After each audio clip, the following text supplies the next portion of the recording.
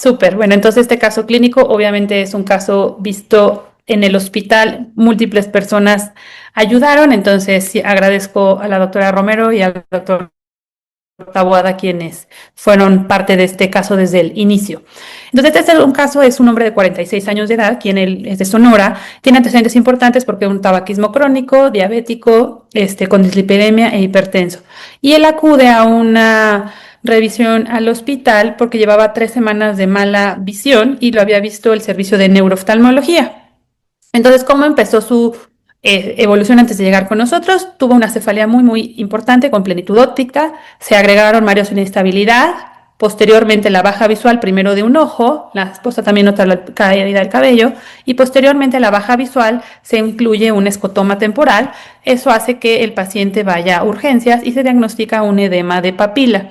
Entonces, en ese momento se hace como todo un abordaje porque ¿qué es lo que tiene? Le hacen una neuroimagen que está dentro de características normales y este es el resultado de la punción lumbar y está todo dentro de un rango normal, tanto para infeccioso como para algo inflamatorio, ni tantas células y todo lo negativo, todo lo infeccioso negativo.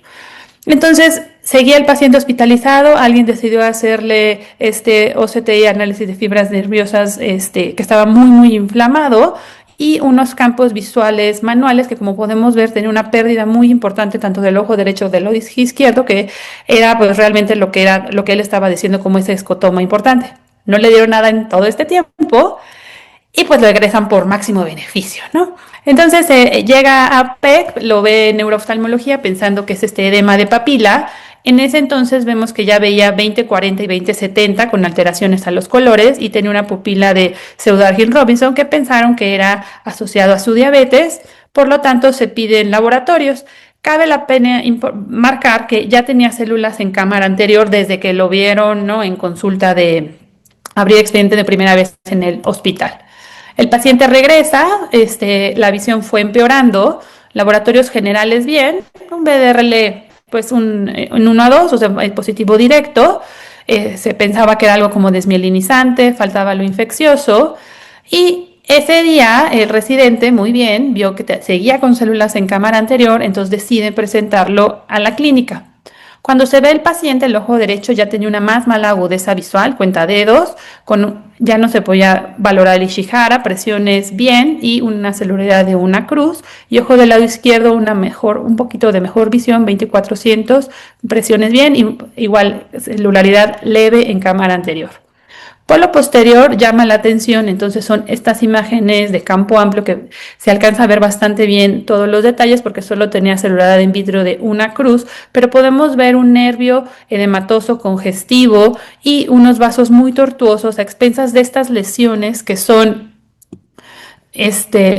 déjame agarro mi láser, todos estos vasos tortuosos y todas estas lesiones que si se fijan casi todas están del mismo tamaño por toda la retina extendidas y sí con algunos pliegues en mácula. La realidad es que era como bastante simétrico ambos ojos.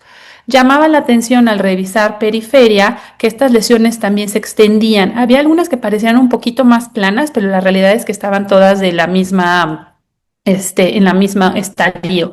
Entonces, con esto, haciendo el naming and niching, pues este antecedente de tinnitus y mareos llamaba la atención, una panoveitis bilateral a expensa de coroiditis, por lo que pensamos principalmente pues en un BKH, ¿no? Por ser bilateral, panoveitis, el edema del nervio y tenía lo asociado, pero pues siempre descartar lo infeccioso y pues otros puntos más raros.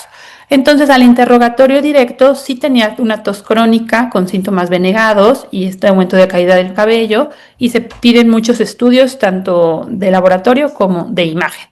Entonces aquí llama la atención en estas dos imágenes, en un está el video que se los pongo a correr y el otro llama la atención todos estos datos de actividad que realmente es todo lo que pudiéramos ver en un paciente con una panoveitis que es un BKH, ¿no? Además de ver el aumento del grosor importante, vemos este material hiperrefléctico que está en el EPR, una disrupción de la capa de elipsoides, todo este acúmulo, ¿no? De líquido, todas estas zonas de elongamiento que vemos y muy poquita celularidad in vitro, ¿no? Entonces, muy, muy similar en ambos ojos. Inmedible, obviamente, el grosor coroideo.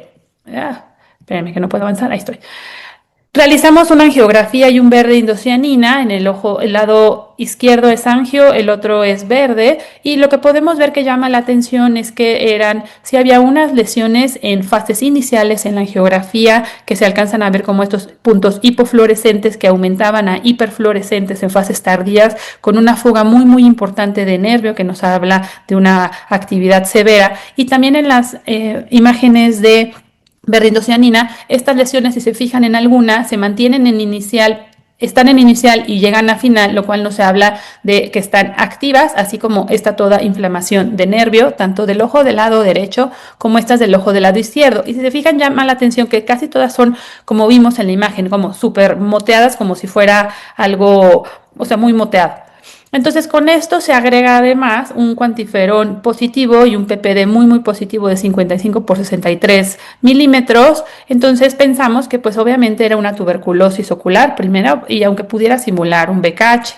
Se valora en su sistema de salud y se empieza tratamiento de Dotval en fase intensiva, aunque no se encuentra ningún foco de evidencia de tuberculosis sistémica, y posterior a eso se empieza esteroide bioral a 0.5 miligramos kilo. El paciente pesaba 114.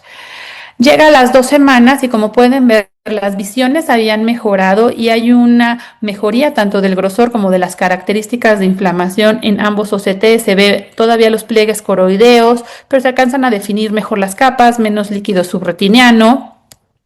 Y se decide subir el esteroide oral a 80 miligramos e inyectarle una betametasona periocular y este esteroide tópico. El paciente, al ser de lejos, no puede regresar tan pronto, pero las visiones, como pueden ver, siempre iban mejorando, la visión a color también, pero clínicamente ya nos llama la atención que sigue el fondo muy tranquilo, el nervio es ya mucho más visible, lo podemos ver, los vasos ya no están tan tortuosos, algunas lesiones se van despigmentando y algunas ya van dejando una cicatrización, sobre todo en periferia de ambos ojos. Y al hacer el EDI-OCT de control, como pueden ver, ya se puede marcar muy bien, ya podemos ver en dónde está, todo sigue en estos puntos hiperreflécticos, algo de un poco de edema intraestromal, pero aparentemente va mejor. Se decide disminuir el esteroide oral. Y el paciente, al venir de muy lejos, pues igual regresa un poco después, las visiones son mucho mejores, ya están en 20/25. Como pueden ver aquí, sí llama la atención ya que hay este cambio de hipopigmentación, algunas lesiones aquí chiquitas como estas, ¿no? Que alcanzamos a ver que es algo de pigmento, de despigmentación que tenía, pero pues ahorita todavía seguía con su tratamiento de sostén, ¿no? De Dotval. El paciente todavía refería ese escotoma, como pueden ver aquí en estos otros campos cinéticos, tanto en las dos zonas se ve disminuido, pero pues aparentemente iba todo mejor. Entonces se fue disminuyendo el tratamiento hasta terminar su fase de Dotval. Regresa un poco antes porque reporta despigmentación en cejas y en la espalda, y el escotoma todavía ahí lo tenía, ¿no? Entonces, estas son ya sus fotografías que el paciente trae, ¿no? Esta importante su poliosis y todo este vitiligo que podemos ver múltiples lesiones en la espalda, y al ver el polo posterior, pues la realidad es que estas zonas que habíamos visto de alteraciones han aumentado y se está despigmentando, el grosor coroideo y todo, claro, ya está dentro de características mejores. Por lo que volvemos como a parar, a volver a pensar, bueno, ya le dimos tratamiento para TB ocular, pero una tuberculosis no se debería de comportar, ¿no? Todas en la misma fase, esto de despigmentación que está teniendo. Entonces, pues con esto más todos los cambios, tanto en piel como en ojo, pensamos pues que también es un BKH no en fase convaleciente y la TB con tratamiento.